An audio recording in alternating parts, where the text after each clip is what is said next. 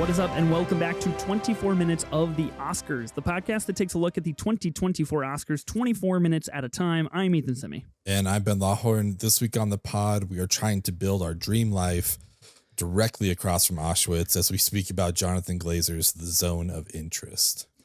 Auschwitz Commandant Rudolf Haas and his wife Hedwig strive to build a dream life for their family in a house and garden beside the camp. This is Best Picture number 9. Ben, we are almost at the end here. We've covered 8 Best Picture nominees. We have 1 to go next week. And then just a couple days before the Oscars, we are going to come out with like a final predictions pod, which is probably going to be very hectic and very fun. I'm excited for that. I'm really excited to talk about The Zone of Interest. We have an incredible guest joining us here, critic for Next Best Picture and entertainment reporter for The Desert Sun. Ema Sasic is joining us to talk about The Zone of Interest. Emma, welcome to the pod. How are you? Hi, thank you so much for having me. I'm doing so well. How are you? Doing great. Super stoked to have you. I think I'm doing about as well as I can, knowing what we're going to talk about for the next hour. So we'll see how that goes.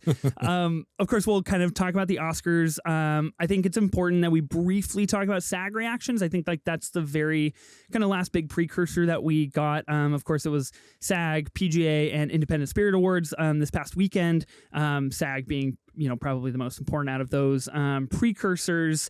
And I've got some questions around that, so maybe that'll lift our spirits just a tad. Emma, we always like to start our Oscar episode by asking our guest how they feel about the Academy Awards. What do they mean to you? Are they near and dear to your heart? How much of your personal sanity do you put into this completely made-up award show? Oscar and I go way, way back. I remember all the times when my mom would let me stay up to watch the awards, and I was like, best mom award right here. Nice. I from a young age, I've loved films, and I've always loved watching them with my parents, and thankfully they allowed me to watch pretty much anything. Maybe I shouldn't have watched Eyes Wide Shut as a 6-year-old, but it's okay. They have formed who I am to this day. But I've always loved them. It's always exciting. Like the moment right before the envelope is read, you're always like, is it going to go the way that I think? Is it not going to go? You have those little butterflies in some of those major categories. So I love it. Yes, have they gotten it right many times? Yes. Have they not gotten it right many times? Yes, absolutely. So it's frustrating, but it's like a love-hate relationship. You just keep coming back to it. And this year is no different because I am still like stressed about so many categories, even though I feel like it has to go this way, right? Exactly. And then, at the end of it all, you're just like, none of it really matters, but No. it's so chaotic. Yeah. Then you're just like, oh, I guess I'll never talk about this movie ever again. Okay, cool. Yep. Moving on to next year. Wow. Yeah. Code of slander right out of the gate. That's brutal. No, I didn't say anything. I think that's really funny that you bring that up. I want to quickly just tell a little story. My family and I just got back from Kauai a couple of days ago. And unbeknownst to me, being so attached to precursors and the Oscars and all of these things, I for some reason went like full vacation mode, and I was like, let's reserve our one fancy dinner in the middle of the SAG Awards. Why not? That sounds great. Good. And so we did that, and that was tough. That was a bad idea because I missed most of the telecast. But I will say the SAG Awards started as we were driving to the place, and I had to hold my phone basically behind me to my children in the back seats because they were so interested in the people talking, and they love watching these. They watched the Critics' Choice with me. They'll watch the Oscars, even though I won't be home for those. I feel like I'm doing something right. Like if that mold hopefully kind of represents something that you became, Emma. So I feel pretty good about that. They really care, and they're only 5 and 3. So I feel like that's a big win. Start them young. That's all I have to say. There as long as you can, whatever passion you might have, if you can share with your kids, even in like the tiniest ways, I feel like that ends up being like lifelong memories that they get to look back on forever. So good dad award over here. Yes, we did it. I'm just looking forward to the Kubrick themed birthday party next year. I think it's gonna be fantastic. You know, Big number 6. That's the way to number go. 6. Number 6 is the year. Maybe number 7 could be like Titanic, because I also That's remember perfect. that progression. I was huge into Titanic when I was a kid. I watched the double VHS, so I think it's perfect. I think we're moving in the right direction. Ben, I got one question for you. As we get closer, this year's a little different, it feels like. Maybe not, because Everything Everywhere All at Once last year kind of had this like split with Dune, I guess, if you want to say, or I guess, sorry, Dune is kind of similar the year before, but Everything Everywhere All at Once, obviously bringing home tons of awards, setting records for both A24 and for, all kinds of things. Oppenheimer feels like it's going to do quite well this year. And so I'm curious from your perspective, because I know you're not like an Oppenheimer guy on my level. So what is your stress levels about, like, well, Oppenheimer's probably going to take home 5, 6, 7 awards, and really I only have to care about these other 4 or 5 categories? First of all, I would just like to clarify, I don't think 99% of people are Oppenheimer people on your level. You make me sound like the outlier here, but I think it's the other way around. Should I very quickly state that I did, in fact, watch Oppenheimer on the flight to Kauai, because I turned it on because I thought my kids were going to need some serious parental advisement during the 6-hour flight. And I was like, well, fuck it. Like, I'll just watch 30 minutes of Oppenheimer. That's going to be great. Like, this is perfect. My kids just let me watch the whole 3-hour run. And so I've got tons of movies to watch for this pod, to watch for other drafts coming up on the Movie Draft podcast. Yeah. And I was like, let's just run Oppenheimer for an 8th time. If that's what you're implying, I'm okay taking that belt. I feel good about it. 8 times. This man has spent 24 hours. I made it to the 24-hour mark. I feel so good about that. An entire day of his life just on one movie. It's crazy. Yeah, I mean, my thoughts on Oppenheimer aside, I will go back to my very first Letterboxd review, which just said it's probably going to win every award and it deserves it.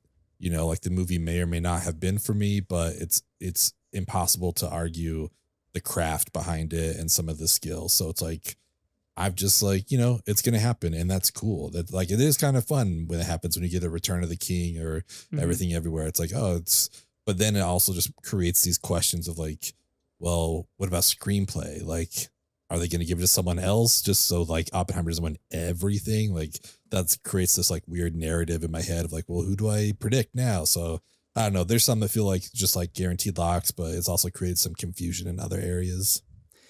At the time that this podcast will come out, Oscar voting will have ended just a few days ago. And of course, the yearly infamous anonymous voter kind of, expressions from people that we always get every year. This year, of course, I think as the day we're recording, the big one kind of going around, going viral is that one voting member in particular didn't want to finish Killers of the Flower Moon because they thought it was too long. And I'm curious, Emma, just quickly, what is your stance on like Academy voters and sometimes maybe like their inability to connect or pour the time into films that like maybe you and I and Ben might do way too many times? Well, I mean, it is disappointing when you read that, because you think, well, you're a member of this prestigious group that is dedicated to motion pictures and celebrating them. It's like, you really can't like finish a film. I get it. Not every film is for everybody. And there certainly have been some movies that I really haven't been able to finish. Not the case this year, but in the past. But I'm not a member of the Academy. Yeah. So I would expect that my members of these organizations to be able to do that, to finish it, and then to accurately portray that and say, I made the college attempt to watch everything. Here are my picks for that. So, I mean, it stinks. I really don't even bother to read those anonymous ballots anymore. Sometimes I'll see that. I did see that, the one that you're referencing. And it was just another one of those, here we go, type of things. It feels frustrating because it's like these people have access to this thing that so many of us want. And they're just like, they couldn't be bothered to finish the 3-hour movie. And it's just like, listen, it may not be Scorsese's best movie. It's still a really good movie, though. Like, just give it the time it deserves. But yeah, it can be frustrating. And I think it's also that thing, too, of like watching it at home on a screener versus watching it in a theater. Like, I had an opportunity to see this at Cannes at the premiere, and it Oh, was wow. like amazing to watch that in the theater. At home, maybe not as, exciting. So maybe that comes in there too. But I mean, God knows that they have had like multiple opportunities to watch these screeners in the theater itself too. Yeah, I was just going to bring that up. I think it's really interesting because everybody does have access to the Academy portal, of course, and so they get access to these movies in their homes. The first couple of times I saw Killers of the Flower Moon in IMAX, I was like stunned. I was like, this is just incredible, epic, and sweeping. And then I rewatched it for our pod here, and I watched it at home, and I was like, whoa, this, like, we're just lacking the hit that a big screen brings. But of course, you get all kinds of Academy screeners showing up at like the Academy Theater and things like that for many months prior to Academy voting. So there's a lot there, of course. My very last Oscars question before we do Zone of Interest. It has now been confirmed that I'm Just Ken will be performed live by Ryan Gosling and Mark Bronson. Emma, I know you're stoked about this. You tweeted about it a long time ago, right? I did. I gave them this idea. So you are so welcome, Academy, and every watcher of this. I'm just waiting for I had a dream that Ryan Gosling performed this with all the other Kens, and it was a medley of Push and I'm Just Ken. So let's get it. Let's get in touch, Academy. I got you on this. I have the whole idea in mind. I love it. That'd be amazing. I'm excited about that performance. It's gonna be fun. Yeah. I think it's going to be pretty cool. It seems like, especially with the kind of first trailer clip commercial that we've gotten for the Academy Awards this year, it seems like it's trending in a good direction. I feel like the energy is good, or the Kenergy, I guess, if you want. So we'll see. I'll obviously, like, I always try to tamper my expectations because something is not going to go the way that either I want it, or they're going to miss out on a big opportunity to perform something, or they're not going to use 50 Cent's PIMP to play people off from their speeches. Anything's possible. What could be. Okay, let's talk about the Zone of Interest. So nominated for 5 Oscars this year. Of course, Best Picture, which is why we're covering it here on this show. Best Director in Jonathan Glazer. Best Adapted Screenplay. Best Sound. And Best International Feature. Now, Ben, you and I we discussed the Best Director race, quote unquote, last week on the Maestro pod, because I went really haywire and just put it out there that I think Bradley Cooper deserved to be in that conversation. Yes, he did. And that took up like 25 minutes of our pod. So I will not digress onto that again today, even though I still feel strongly about that. I honestly, it seems to me like it'll take home 1, maybe 2 Oscars, but I'm really curious. Emma, I'll start with you. Do you think it's going to take any home? Do you think it has a shot to win any of these 5 categories? I pretty much have had it winning Best International Feature Film for a while now. I mean, I think this is certainly one of those films that stays with you for a very, very long time. And it's been talked about that it's probably the most unique Holocaust drama that we have had too, because of the way that it tackles its subject by basically not even talking about it. And it just has such a harrowing, disgusting feeling about it.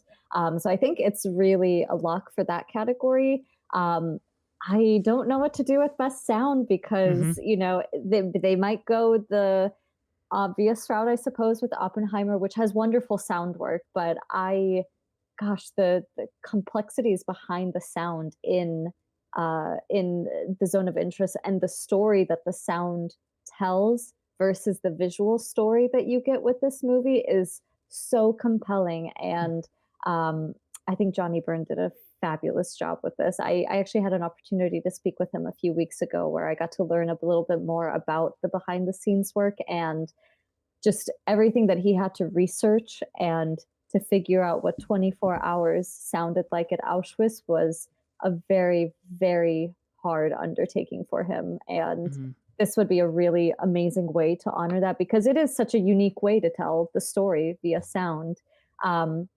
And then I feel like anything could take adapted screenplay at this point. I think this is another really hard category. I'm not leaning towards Zone of Interest for that, but I think a case could honestly be made for any of the 5 films that are nominated for that. But yeah, I think Best Sound might be like its best second Oscar if there is an opportunity for one. Yeah. Yeah, I'm with you 100%. I think the sound is the dark horse here that it could. It's so interesting because, like you said, it has its own complexity. It's like there's a whole different narrative just through the sound in this movie. It presents it's its own storyline, and it's just so interesting. Like again, obviously, as you mentioned, just to repeat, like Oppenheimer, great sound, great sound design. Like it's the movie wouldn't be nearly as impactful without the sound that it got. I totally understand that, but I feel like the sound affects this movie more than the sound affects Oppenheimer, if that makes sense. So for me, I would give this to Zone of Interest for best sound, because I think if you remove this, it's just a completely different story. And yeah, I don't know. I just think it's so powerful, everything they were able to achieve. Obviously, international feature as well. It would be interesting if France had nominated Anatomy of a Fall and we had that race going on between the two of them. I was going to ask like you, that could have been there. If that happened, do you think it goes to Zone or goes to Anatomy? I mean, the way Anatomy's won some of these screenplay awards and things like that, like I might lean towards Anatomy, but now that that's not there, it kind of feels like it's Zone of Interest to lose. So yeah, I'm just repeating everything Emma already eloquently said, but international feature seems like a lock. I would love for it to win sound, but it's up against a behemoth, so we'll see. So just to be clear, none of us are predicting Mission Impossible Dead Reckoning Part 1 to win Best Sound at the Academy Awards this year. We'll save it for part two. Part two. You know, like it's not even going to be called Part 2, though. This isn't even called Part 1 anymore. What's going on? I agree with you guys. I think Best International Feature is definitely a lock. I would be much more interested in that race if Anatomy of Fall did get nominated. Of course, from what I've heard, I have not seen The Taste of Things, but from what I have heard, that is a superior movie to many when it comes to kind of The Taste of Things or Anatomy of a Fall. It's delicious. Yeah, so it seems to me like France maybe did make the right pick for their country, maybe not for the Academy Awards. So I think it's Zone. I think Best Sound, I think that's the biggest piece for Zone of Interest to win.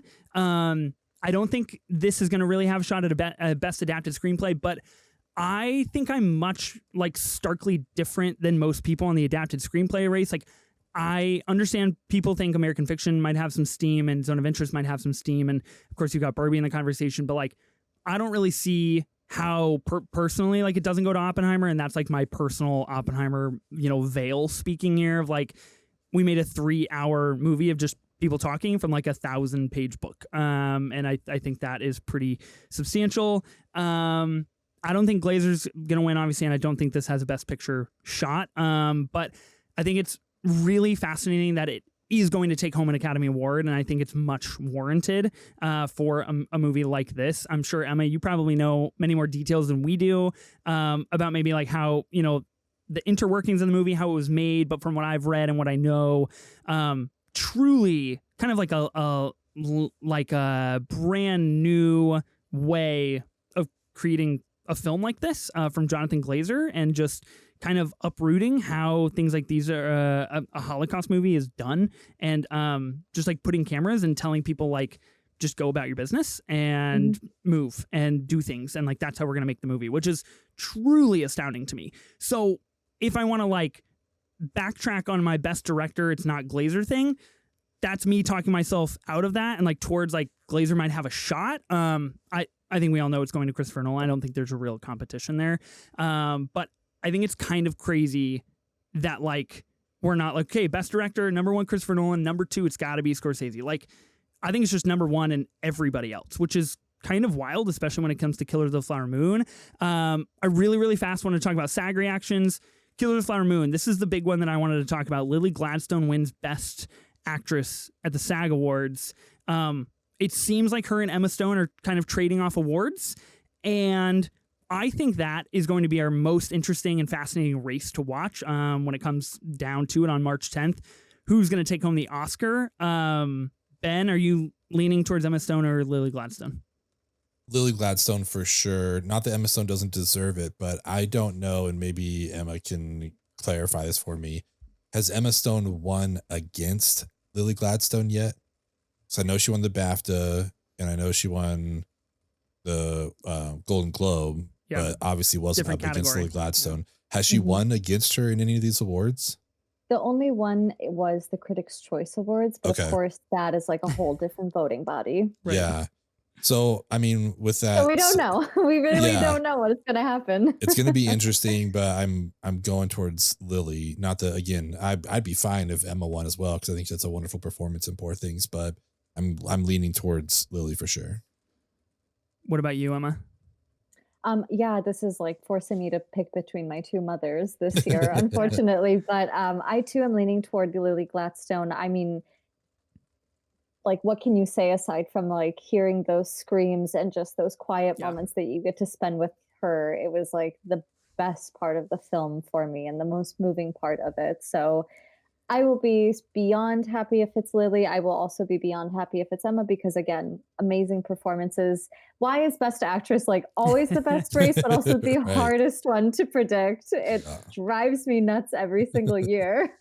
It's tough for sure. I think it's going to be Lily Gladstone. I think she's campaigned quite well, especially with her winning like speeches that she's given. Everybody seems to just completely fall in love with her every single time she gets up and accepts awards. And that's especially true at SAG. We saw Emma Stone react quite intensely to her winning the award. We saw John Lithgow just like be super pumped about Lily Gladstone giving a great speech. So I feel like there's a lot of juice there. And I feel like the right voting bodies are going to recognize that. I think it's a little insane that is probably the only Oscar that Killers of the Flower Moon is going to take home, which is wild to me. I don't know. It's no different than Scorsese's history with the Academy. So like, it's not out of line or anything. I just think it's crazy because like that is an incredible film. One of the best movies of 2023 for sure. Yeah. When after I saw Oppenheimer and Killers, I really thought that those two would be going neck and neck because both of them are dealing with really tough subject matters and having to think about America's histories and how that has impacted the future and the people back then. And it was just like both of these really hard lessons and like, I guess, just like reckonings. Yeah. And Killers has just entirely fallen out of the conversation. Like, I don't even know what could technically be like number two in this race. Cause again, it seems like it's Oppenheimer and kind of everything else. Cause it could be like maybe Zone of Interest, is a number two, because again, another reckoning with the past and how it applies to our present and futures. But it's like, I just don't know what people are feeling and thinking because of the steam train that Oppenheimer has been on. It's not Maestro. We know that. We know Maestro's not number two. But other than that, I don't think so. You did not need to do that. Nobody asked. Nobody asked for your Maestro power rankings. I just had to make it known. We can just accept in our hearts, like, you know what? It just came out the wrong year. It's okay. Maestro's a great film. Poke the bear a little bit more. Yeah, come on, guys. Come on. I think it's tough. I think it's Oppenheimer and 6 Feet of Sand and everything else. I think like it's a tough situation for the Best Picture race. I know a lot of people think Poor Things. I will challenge you a little bit though. I'm not 100% convinced on Oppenheimer taking Adapted Screenplay. It could if they just want to give it everything. But I do think American Fiction is picking up a lot of steam. I mean, it has picked up quite a few screenplay nominations. Like BAFTA, it won the Spirit Award, but I understand that was a different, list of movies, but I do think it is putting up a pretty good race right now. Yeah, that's totally fair. I think Adapted Screenplay is one of the more up in the air categories for sure. Yeah. I think it's kind of wild, like all the talk and like kind of social clamoring of Barbie, and like that's just not in a conversation really outside of costume or production design, which is pretty wild as it is as well. Like that's in that Adapted Screenplay category, and I don't really think that's going to have a big shot in that category. But yeah, it could totally be Zone of Interest, which I think would be really, really fascinating. Which is a great lead in to us actually talking about Zone of Interest. Emma, I'll start with you. What are your general thoughts on the movie so we can establish a baseline here before we go through the film? Yes. I remember walking out of the theater because this was another film that I had an opportunity to see at Cannes. And I just remember sitting in silence for like half an hour and being really disturbed and disgusted and just kind of being like, wow, they just like made a whole movie without once really talking about the issue at hand and acknowledging what is wrong with this picture. And it's just kind of like stayed with me, that feeling of it being just so disturbing. But it's such an incredibly brilliant and honestly probably very true depiction of that time period, and for the people who were in charge and overseeing these concentration camps throughout Poland. It was just, yeah, it was just unlike anything that I've seen before, for a number of ways, including the sound, as we talked about, and really just addressing a Holocaust drama, and just so unique. And I don't know, it really surprised me to see that it was from Jonathan Glazer. I mean, Under the Skin, you know, maybe you could say that one is also a very out there type of film in terms of the way that it followed some alien type creature, but this one really, really surprised me. I guess I don't want to say pleasantly surprised me because there's nothing pleasant about this film. But it was just, I just thought it was such a great moment for him to showcase his artistry. Yeah, I totally agree. Ben?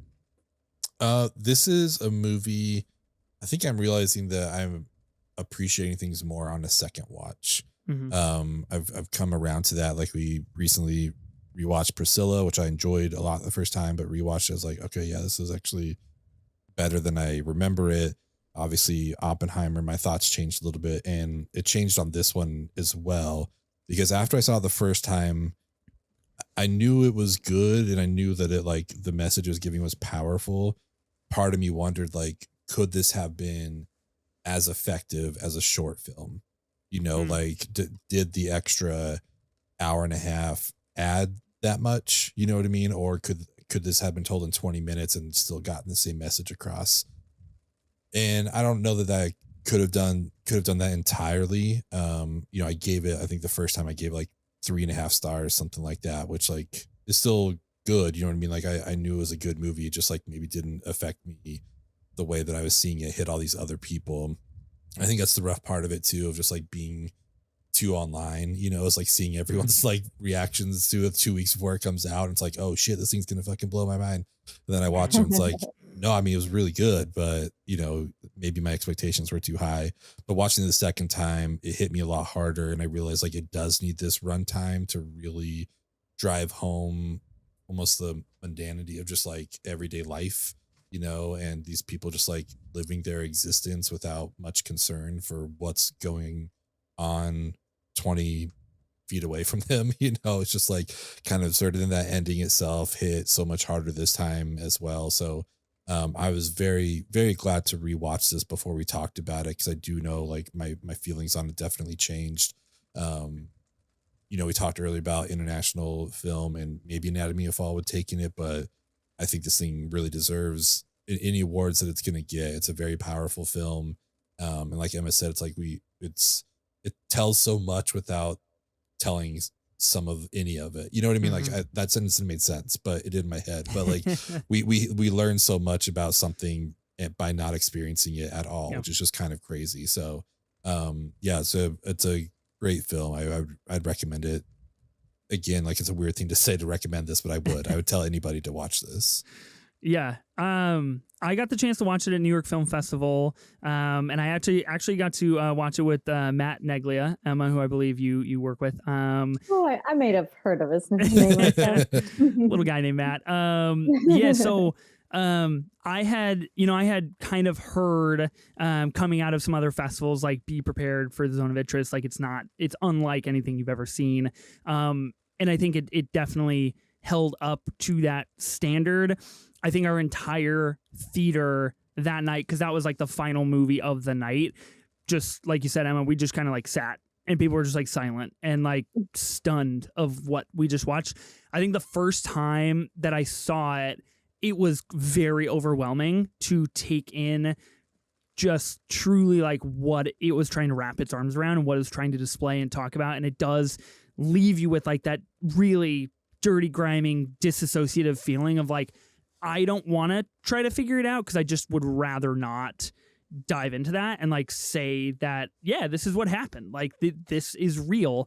I watched it the second time a few weeks ago, and just like the theatrical experience for this movie, I know we've talked about best sound, is unbelievable. It is truly something that deserves to be seen in a really dark room on the biggest screen possible, with tons of people, because you get that mutual buy-in from everybody in the theater, instead of like just yourself on your couch with your phone 5 feet away from you, where it's like you're locked into what's happening, and everybody. And I think it's a very interesting like cinematic proposition, because everybody's buying into this very dark, disturbing thing that we're all watching, and all might react to differently. I know the second time that I saw it, some of these scenes that we're going to kind of cover and talk about, I reacted like quite viscerally to, even though I knew that they were coming. And so I think like knowing they were coming hit me a little bit stronger and a little bit harder. This, of course, is the first of 2 A24 movies nominated for Best Picture. Emma, you mentioned Under the Skin, Jonathan Glazer's other A24 film. Very fascinating career dynamic for Glazer, going from that with a tried and true beautiful Hollywood star in Scarlett Johansson being kind of this man luring alien, and having this like huge conversation about sexuality and social stigmas and everything that movie includes, which I've really turned around on that movie. I did not like it the first time I saw it, and then I saw Zone of Interest, and I was like, I get Glazer now. Like something has unlocked. I understand how he tells stories, and so this movie is definitely something really, really special and something really, really unique. Let's break down the film. Of course, first we have the black screen intro. Ben, you kind of helped me put this outline together because you had seen it more recently than I had.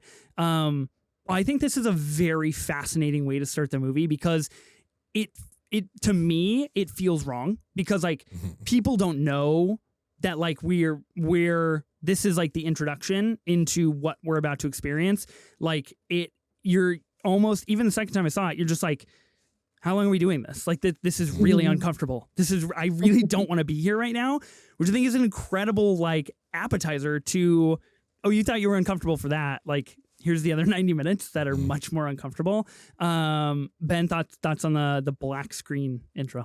Yeah, I mean, everything you said, just like it kicks it off, and it just, to me, it was very jarring. You know, like as you're just sitting there, you're like, okay, like, let's go. What's happening here? You know, and just like, yeah, I mean, sound, all that kind of stuff. I just wanted to make note of it because it is such an interesting intro. There are movies that, you know, almost have like a cold open of sorts, you know, before we get into the title card and all that kind of stuff. But this one was just very like, no, you're going to sit in this for a little while and then we'll get going. Mm-hmm. But yeah, if you think you're uncomfortable now, like just buckle in, you know what I mean? Yeah. Yeah. What'd you think, Emma, of the intro? Yeah, it's one of those things where you're like, oh, all right, let's get past this. I want to watch the film. And then you watch the film and you're like, actually, I'll go back to the black intro. I don't want to watch it. Very true. Exactly. Yeah. Totally true. But yeah, it's like super jarring. And yeah, another one of those like weird ways to kind of start a film. But I think it sets that mood where you're just like, I don't really know what to expect here, but I know that I don't like this. And you continuously feel like that throughout. I don't really understand what's going on here, but something is not right with this whole situation. Yeah. It's a really good precursor to the film, like stating, hey, I need you to buy in to like what we're doing for the next 90 minutes. Like you could like, I just need you to be on board for this, because directly after this, of course, we get the I think it's the birthday present that comes first. Ben, is that correct? When Haas gets his like canoe given to him by his kids. The very first thing is the swimming at the lake. Like we just cut straight to them at the lake swimming in there, which in and of itself was such an interesting scene, especially to rewatch, because it's just amazing how quickly the sound design from this film kicks in. Because there are moments here where you're watching these people swim, just living their life, which again, after you rewatch, it's like, man, this is kind of like demented that they could just like go swimming and have a great time here.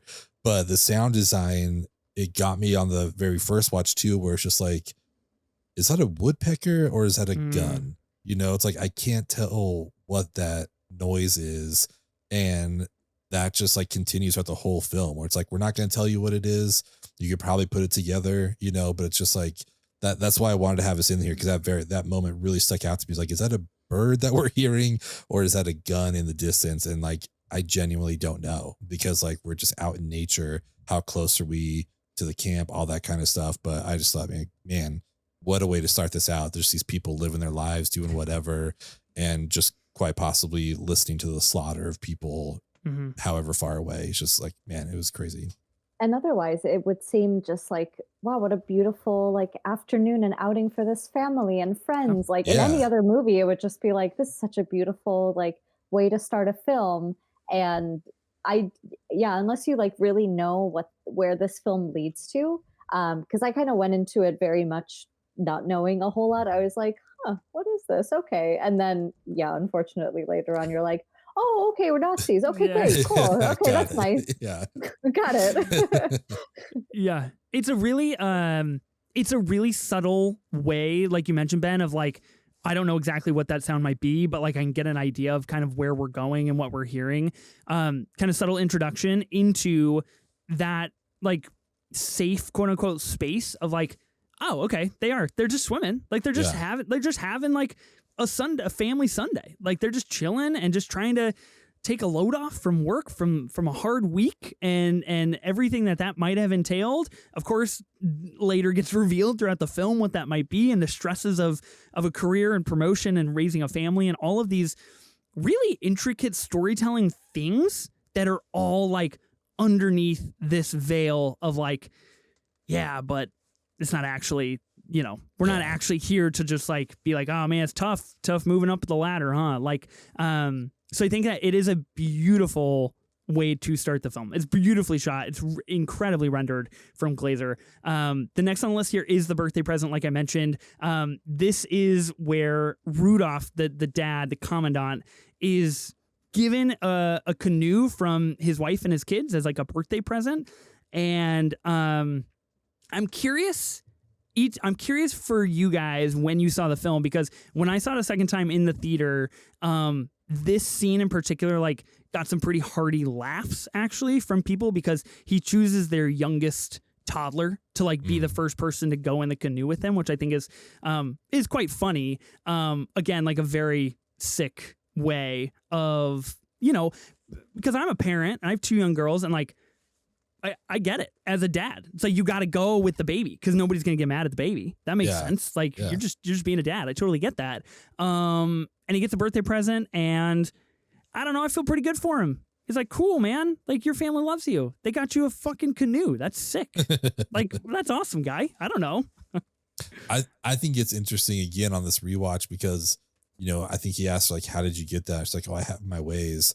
Yeah. And then we learn what her ways are like after you watch it, like, oh shit, like this was someone else's, like you just like somehow got to, like, that's just, I don't know. There's just, again, it's another thing where I think this movie pays off so well. I promise I won't say it every time we talk, but like on the rewatch, once you've already established what happens, then you go back, you're like, oh, okay, I know what her ways are. And that's like kind of crazy that's how she's like, don't worry, I have ways of getting this stuff. So then and just it's like heartfelt family scene of like, hey dad, we love you, here's this. And it's like, oh my God, there's like this real underlying tone of just like darkness to this, but that's the movie, I guess.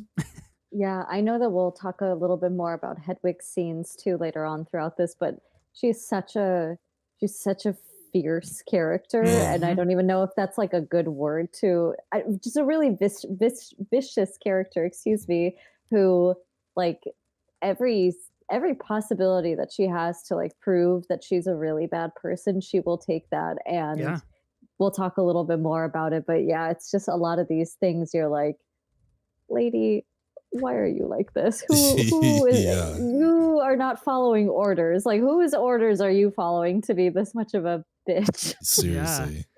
I think that's part of the brilliance of the screenplay as well. I know we talked about this, but like her saying like, oh, I have my ways, that like if your significant other gives you a birthday present, they're not going to be like, oh, this, I ordered it from Amazon 30 days ago and this is exactly like all the details for it. Like they're just gonna be like, I have my ways. I figured it out. And it's like, oh, okay, great. Like ordinarily that's like, oh, wow, you're so sweet. In this case, Ben, like you mentioned, that's like, oh, you're you're a very terrible person. Like you're very, very bad. That leads us to our next scene, women picking through clothes. I think this is a great next scene to talk about because Emma, you mentioned Hedwig, obviously played by Sandra Hüller, who is in Anatomy of a Fall. Two starkly different but unbelievable performances from her this year in totally different films, which is insane that she was able to do that. And this is where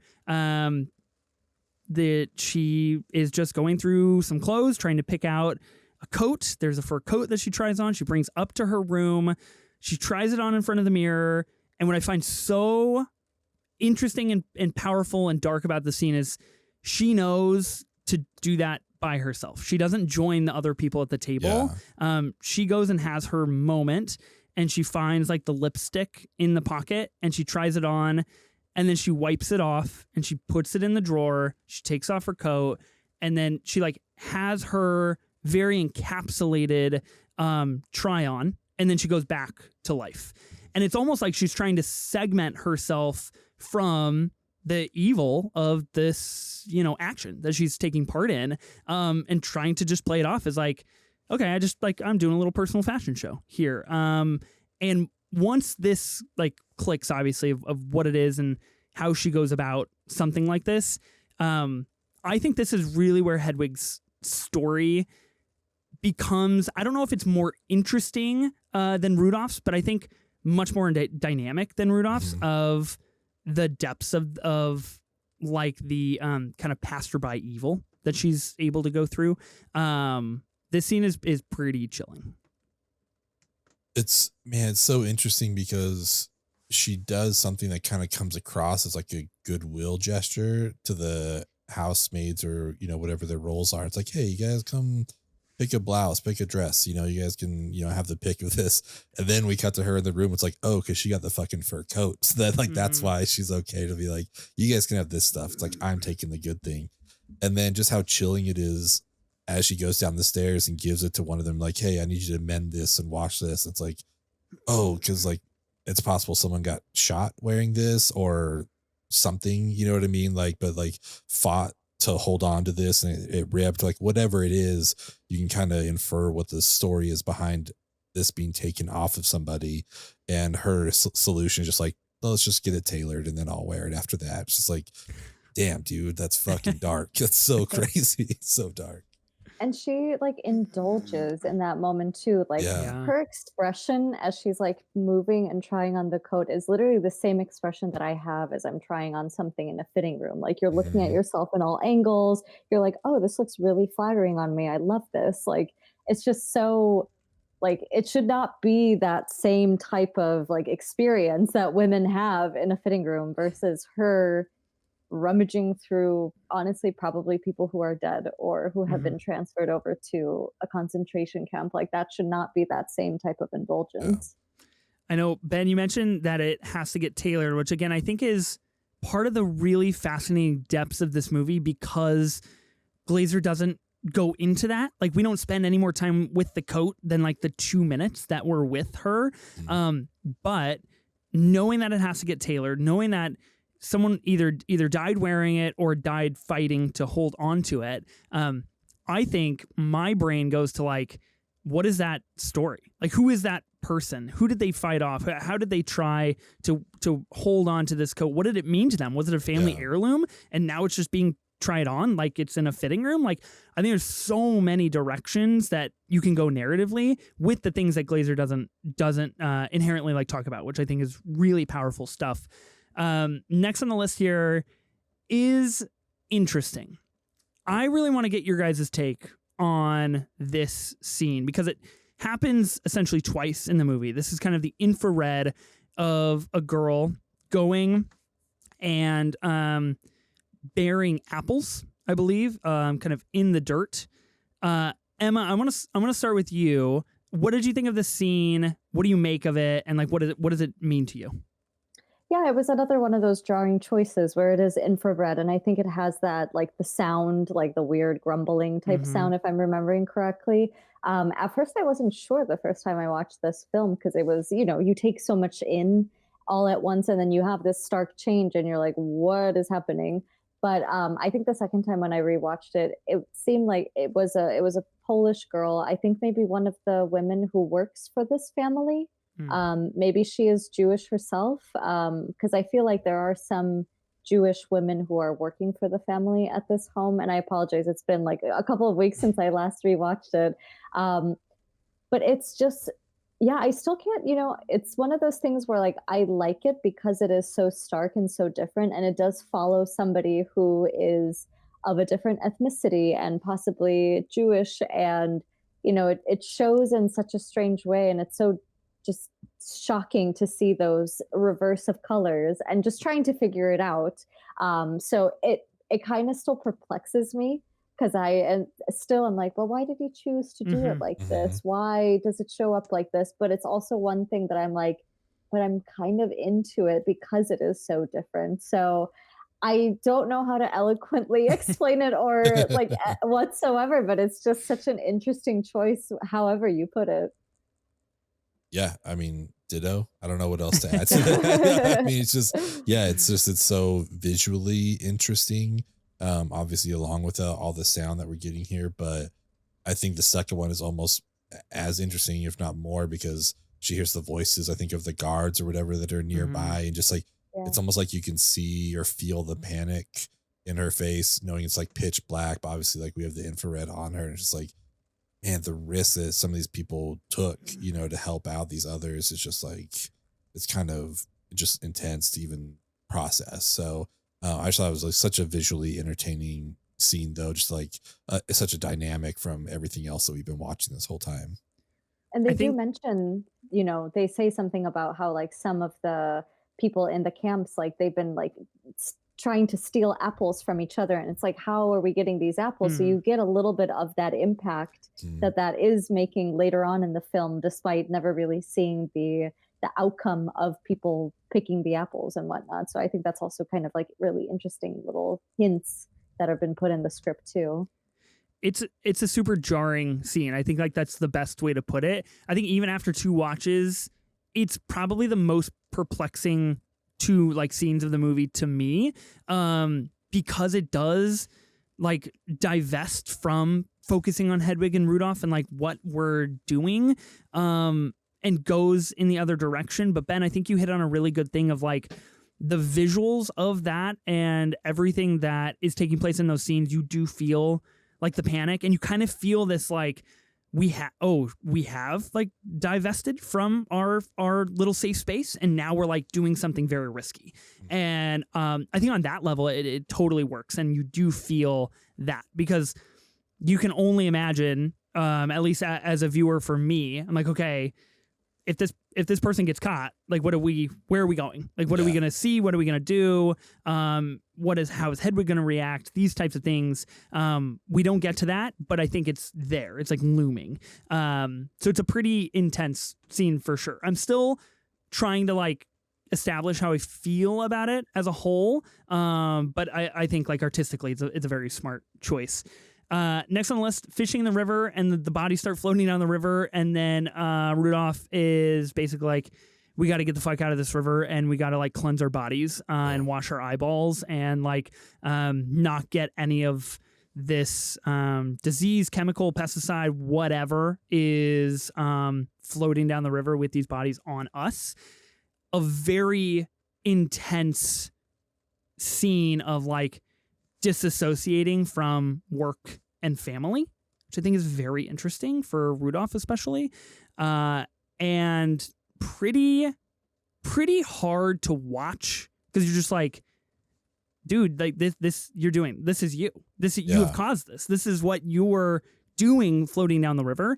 And it's a very interesting narrative for like him as a father and as a parent. Again, I think it kind of like ties into that very first scene we get in the river of like, he's just being a dad, and they're just fishing, and they're just like trying to have a good time. And then their, physical manifestation of their sins comes and kind of floats into their life, which I think is very interesting. Again, a really pretty difficult like moment in the movie to watch and just be like, oh wow, this pretty like dark movie. Yeah, without a doubt. And like, I may have been incorrect on the notes here if it was the bodies or like the ashes or whatever it was going down the river, but it is interesting that this feels like maybe the biggest hardship we see the family go through in the movie. And then you realize like, well, it is only because like these other people have been just like murdered and just like brutally killed, you know, all this kind of stuff. And that is like just how that's connected. Like these people just get the gross stuff on them, but they're able to go wash it off and like, oh, this is horrible. This is awful. And it's like, yeah, but you guys, that's because you killed all these other people. Like it's like you said, it's a direct reflection of what you guys are doing to all these others. And yeah, I just thought, I mean, it's a super powerful scene. The kids, you know, crying and stuff and like trying to get all the stuff out of their eyes. And even him, we don't see him, but we hear him like blow out of his nose and just like land in the sink. It's like, oh my God, this stuff is everywhere. Like whatever this is, that's just, yeah, it's a very intense and powerful scene for sure. Emma, any thoughts on the scene? I really liked how you put it, kind of like a manifestation of their sins, where, you know, you can try to ignore it as much as possible, but like it's always there, and then it like comes, impacts them, and you know, like the sound of like the kids crying in the bathtub because they're like having to scrub everything off of their body. It's just a really gross scene, like a number of different ways. It's just the way that they're like, we know what this is, right? Like, do your children know that they have the ashes of probably children on them right now? And these were all kids and mothers and fathers and, you know, who knows what. It's just one of those things where it's like continuously this film will just remind you how disgusting this entire situation is. And again, it does it in like subtle ways, although I wouldn't say that this is necessarily subtle, but it's, you know, it's not addressing what it is. Yeah. So yeah. Yeah. I think this is interesting that this scene happens and then the movie to me kind of feels like it goes a little bit more insular into like family drama. The next two we have here on the list are when Hedwig's mother comes, and I think I'm gonna put these together. We can discuss them kind of as one, even though they're two different scenes in the film. The first one is when the mother comes, tours the garden. This is kind of like a very interesting look at Hedwig just telling her mom, like, hey, look, we made it. Look at what we have. We have a beautiful house. We have a beautiful garden. Like, the kids are in school. This is great, isn't it? Like, I made it. I married the right guy. Like, we're successful. This is where we want to be. And she's kind of like being very proud of that to her mother. She says this will grow and cover everything. Of course, she's talking about flowers and things in her garden. And I believe she has plans to plant vines that like go up the walls to basically cover up the fact that there's cement walls, and kind of blend that into nature, which can be an entire dissection in and of itself. I think is a very fascinating thing that Glazer again does so well. Like, we just spend 4 seconds on that and it's just like, oh shit, that's terrible. Like, you're just trying to let this fade into like the history of the world that is happening literally physically around you. And then the next one I wanted to put with this is when the mother leaves. Of course, she stays for quite a while. She leaves in the middle of the night. I believe it's after she sees the fires and the burnings taking place across the walls over at Auschwitz. And she can't even deal with that. She can't physically be present knowing she's associated with that, and she's staying in the home of someone who is managing that. And this is when Hedwig goes to breakfast, obviously very personally affronted that like her mother has just up and left in the middle of the night and kind of like abandoned her when she was so proud of the things that she was showing her mom. And Hedwig tells one of the maids or one of the housekeepers, I could have my husband spread your ashes across the fields of Babis. And really kind of, for me, the pinnacle moment where we see Hedwig is just like really uncut and just truly thriving on everything that Rudolph is doing, and how she kind of has this stopgap of like, she feels like she can do this because she's not directly reporting to the guy. Like, she is not reporting to Hitler himself or any of the higher ups that are making these very political career decisions for Rudolph and all of these things. I think it says a lot about their life that they're trying to live and what they're trying to do, of course. And I think it says a lot about the mother and this like kind of this removed state that she's in, and not even she can handle what is happening there. And she does have the choice to like up and leave. Pretty intense stuff. That scene always kind of confused me because I at first when I was seeing it, I was just like, does she just leave like in the middle of the night? I couldn't tell if there was maybe like some time had passed, you know, because I can't tell if like the film is like showing every single day or if there's like little gaps here and there. But I'm happy to hear that you also interpret it as her leaving in the middle of the night, because yeah, the visuals of that fire and just like the auburn sky, I guess, that fills up, one is very beautifully shot, not very beautiful what is happening in order to elicit that. But yeah, it's just such an interesting way how your parent can be proud of the child, you know, to see that they are doing well, but even then they kind of look back and they're like, oh my God, my family is like, they're monsters. Like, how do you justify living next to this? And yeah, it's interesting because she sleeps in the same room as a granddaughter, I believe, or kid is knocked out, like doesn't even sense that something's happening. Like, it's just kind of like, you know, like you get used to like the sound of a train passing by or like an airplane flying above. You kind of start to tune that out, but it's wild that you are tuning that out. The sounds of gunfires and the sounds of like, I don't know, like motorcycles being run to like tune out the sound of gas chambers running. So I love that scene is in here to show, oh, okay, we're not the only ones who are noticing that there's something fucked up going on here. Like somebody else is like, this is a little too much for me. Yeah. It's a super clear, I think, like audience engagement point where it's like, okay, cool, somebody else feels what I feel, which is really important because we go most of the movie so removed of like, I could never imagine being in this situation or this life or whatever the case is. And I think that's really interesting of her character. I also think it's really interesting that like she, as the mother, has to wonder when she leaves and when she goes back home of like, how much did I help create that person that is okay with that? Like, how much of that falls on me as a mother? And like, what did I do to be able to for her to be okay with that? And I think, again, that's like Glazer's brilliance. I know we talked about like the coat and like, what's the history with that? Like, what's the history with the mom and like how she feels as a mother and how that relates to how she raised Hedwig? We don't explore any of that, but I think it's a really interesting question that the movie begs. And how much has she like supported of their relationship? She knows that he is a Nazi officer and that probably even before Hitler started gaining power, that he was maybe part of like all of the World War I veterans who were like so angry with how that war ended. So it's like, how much was she okay with before actually seeing it in person? Like, you're still complicit in this if you're like, oh yes, my son-in-law, great man, he has a great position with the party.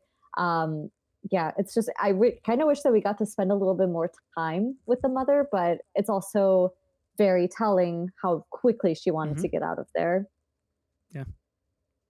I mean, I don't have anything to add that you guys haven't said already. The scene was really powerful, especially with Hedwig just being so proud of her garden, things like that, and then her pride getting hurt when her mom leaves, and she just chooses to retaliate. Like, that's how she does. Like, well, all right, I'm gonna flex whatever muscle I have on these people that are helping us, and it's like, I could fucking have your ashes spread. You know, it's just like, okay, it's like, god damn, like it's intense. It's just such a insight into who she is as a person.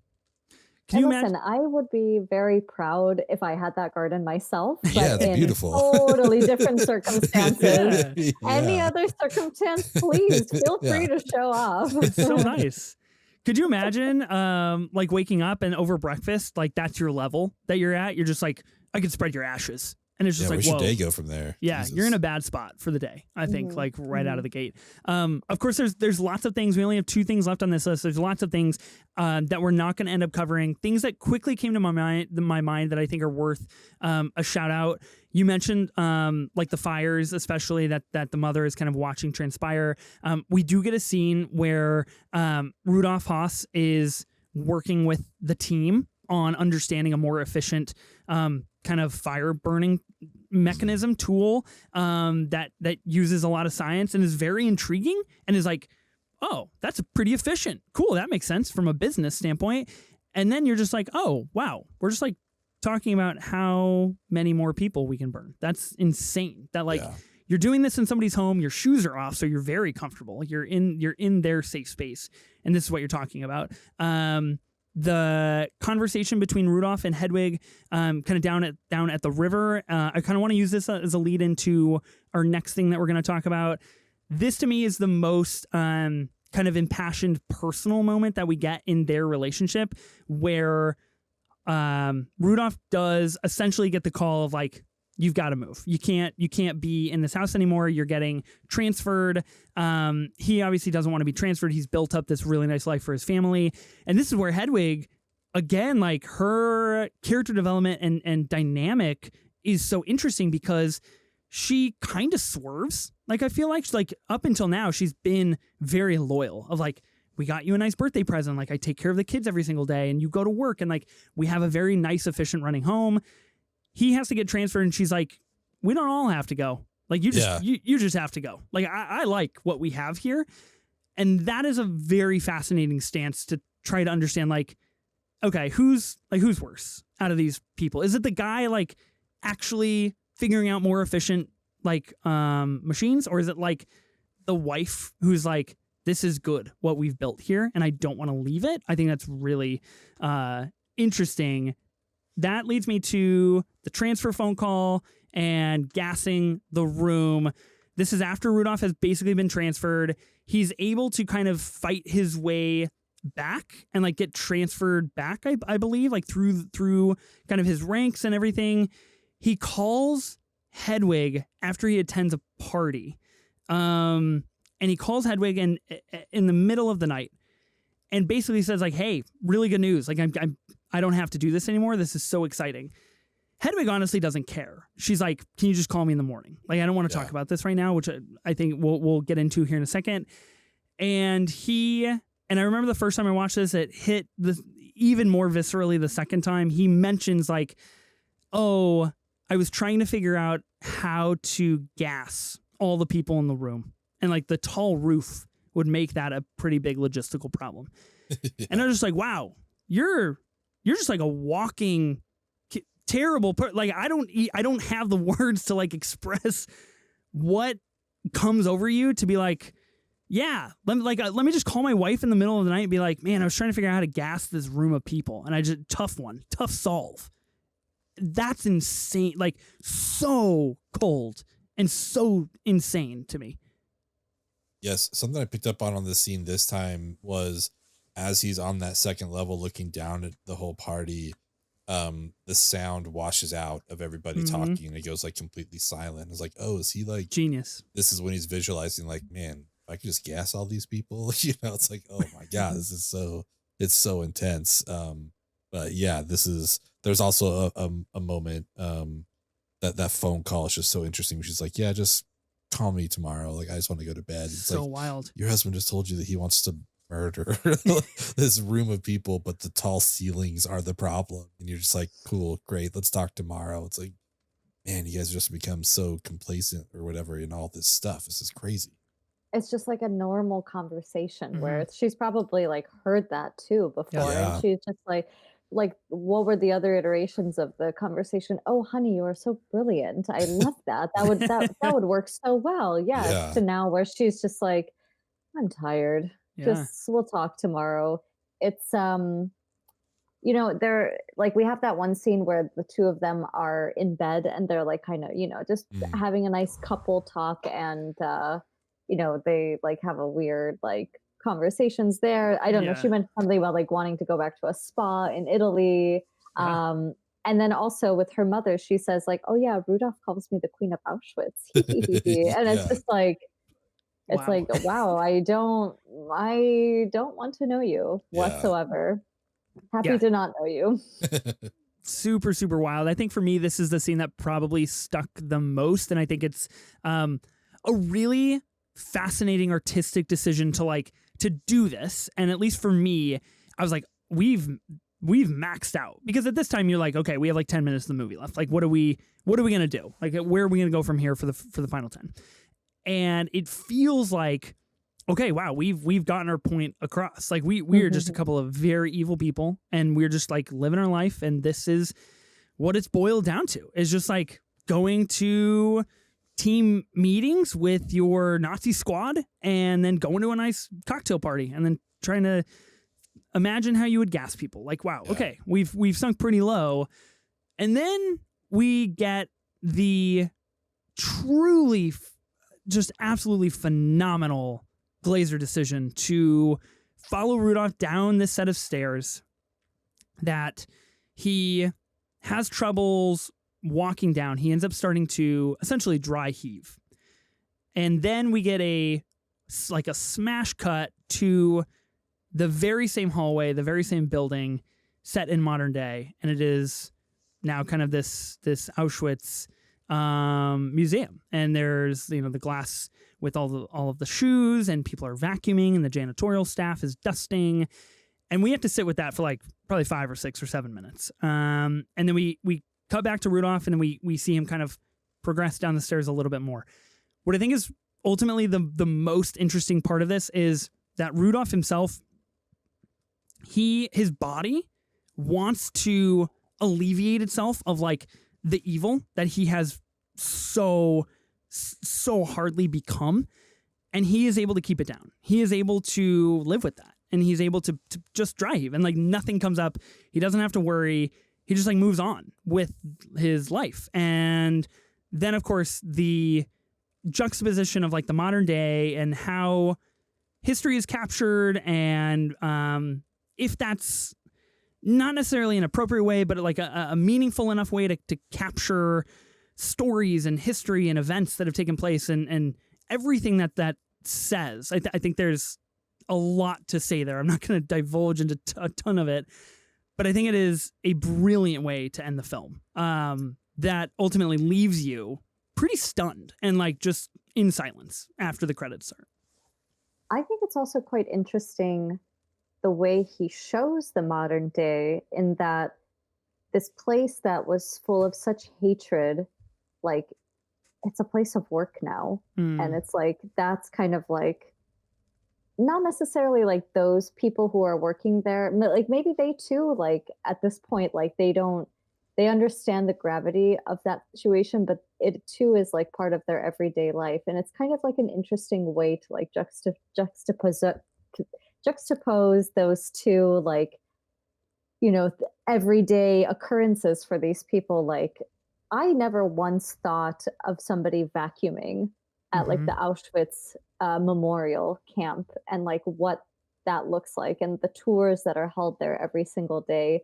Like if I'm being totally honest, I didn't even think about that until we like started talking about it right now.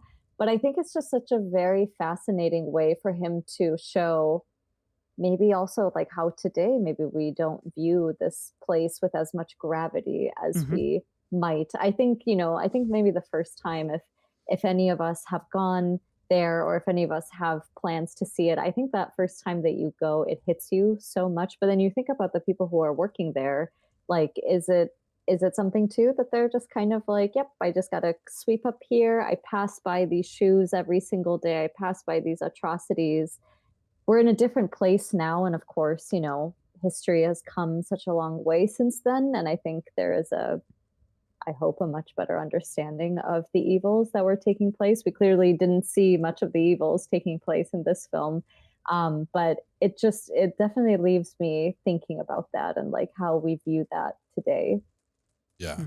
It's like two different versions of it's just a job, it's like what these people are doing. And yeah, it's a very interesting dynamic to put those next to each other. So yeah, I have nothing intelligent to say about this other than just like it hits, I think, extremely hard if you're focused on what's going on.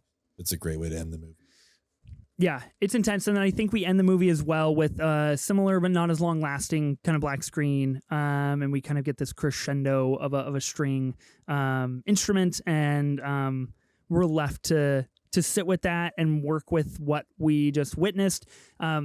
I will say that kind of like those two scenes where he's talking about gassing the room and then kind of works his way down the staircase and feels like the physical manifestation of maybe what he's doing. And then we get the cut to modern day.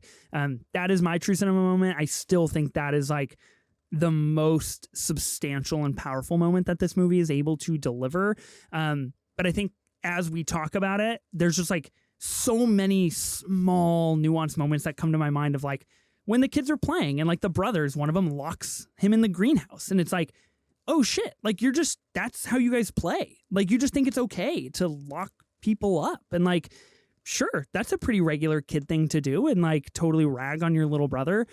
But that's also because like you kind of understand you're doing the same thing. Like it's happening across the way and like it's just been okayed. And so like, I think the movie is super powerful in eliciting like a really deep kind of like gravity and connection to it. Ben, do you have a true cinema moment you want to say? I have like two quick ones. The first one is when the whole family is in the pool and in the background we just see a train moving across with the smoke coming out, and it's just like, oh, this is just so interesting to watch visually. Like this family is just like having a Sunday or whatever, you know, like everyone's playing, going down the slide. And then there's a train full of presumably people who are coming, you know, that are just going to be slaughtered. And there's just no second thought to it. It's just like, cool, we're here playing in the pool. And the other one is when he's on the phone dictating a letter or something like that to someone. Yeah. And then he just ends it by saying, Heil Hitler, etc. You know, it's like, just wrap it up the way we always do. It's just like, that's insane to get to that point where you're just like, oh yeah, you know, Heil Hitler, etc. All that stuff. So I just thought like, it's a small fragment of what the whole movie is about, but just how, again, like complacent, just like normal this stuff becomes for these people. Like, I cannot imagine ever saying Heil Hitler, etc. You know, like at what point do you have to get to in your life where you're just like, yeah, that's just how I end things now. So those are my two. Crazy. Emma, do you have a true cinema moment that you'd like to say? I think that the lake intro that we get, just because, as I said, in any other movie, that would be like a really nice family moment and like a picturesque thing where you're like, oh, I wish I was there. But in this film, it like just shows, God forbid I am in this photo, because that means I'm associated with these people and the atrocities that are just happening mere feet away.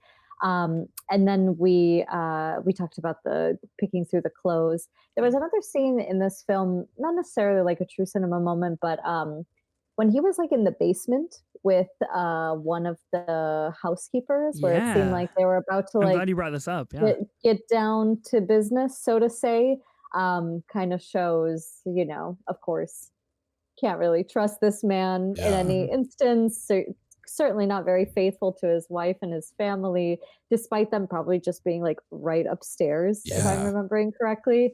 It was just another one of those moments where it was like, again, are the housekeepers in this home Jewish women? Is this just you being able to abuse your power in that way too, or just in general? So there's just so many like really poignant scenes in this film that it's kind of hard to pick just one, but yeah, those kind of stand out to me. I'm glad you called out that scene, because there's something at the very end of that when he kind of comes back home and he takes his daughter to bed and carries her basically to bed, and she says, "You're sweaty," and he doesn't say anything, and I think it's just like scary stuff where you're just like, oh man, like you just carry on with your life, and like you don't even bother to be like, oh man, maybe my kid is gonna find out or like be suspicious somehow or anything. Whatever. It doesn't matter. We're all truly good. Whatever. So not the crazy. worst thing he's done. So crazy. Okay, we'll quickly talk about the best adapted screenplay race. We kind of talked about this at the beginning of the pod. We've got, of course, The Zone of Interest, American Fiction, Oppenheimer, Poor Things, Barbie. Ben, winner, and then second place.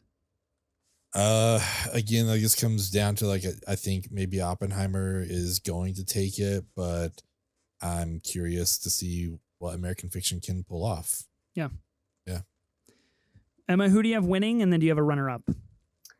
I think right now I do have American Fiction winning because of the fact that it has garnered a couple of wins. Again, it could be Oppenheimer. I feel like you could truly make a case for like any of these films. Mhm. Barbie and the way that it like told a much more heartfelt story than just a ad for a doll. Poor Things and like its journey with womanhood. Oppenheimer and the gravity of the present moment. Zone of Interest and the gravity of the present moment. Like I feel like this is a really, really stacked category, which I hate because I don't know what to pick.